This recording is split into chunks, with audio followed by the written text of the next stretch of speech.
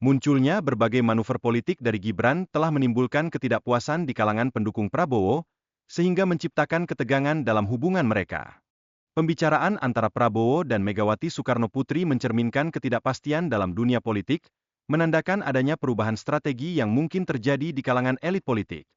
Gerakan para pensiunan jenderal untuk menggantikan Gibran sebagai calon wakil presiden menunjukkan adanya kerisauan yang dapat berdampak besar pada stabilitas politik di negara ini.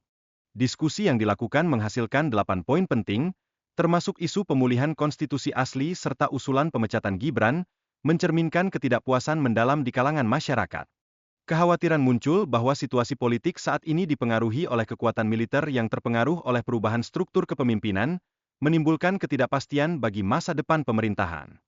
Istilah Solo Gang muncul, menunjukkan adanya kelompok tertentu yang memiliki pengaruh dalam pengambilan keputusan, menandakan dinamika kekuasaan yang kompleks dalam tubuh pemerintahan. Penting untuk mendiskusikan masalah yang ada dengan tujuan memberikan masukan konstruktif, terlihat dari keinginan mereka untuk bertemu dengan Prabowo. Kegiatan di Kelapa Gading serta dukungan politik menunjukkan bahwa banyak pendukung yang terlibat dalam isu ini, mencerminkan keragaman dalam opini publik. Para pensiunan menunjukkan keprihatinan terhadap kembalinya ke Konstitusi 1945, yang dianggap sebagai landasan hukum yang sah, dan mereka ingin memastikan bahwa hukum dasar diikuti dengan benar. Hendro Priyono mengekspresikan keinginannya untuk bergabung dengan gerakan pensiunan tentara yang semakin berkembang, menunjukkan solidaritas di antara para pensiunan dalam mendukung tujuan yang sama. Di antara anggota Gerindra, terdapat kekhawatiran mengenai serangan terhadap Gibran, yang dianggap sebagai sasaran utama, menandakan dinamika politik yang kompleks dalam partai.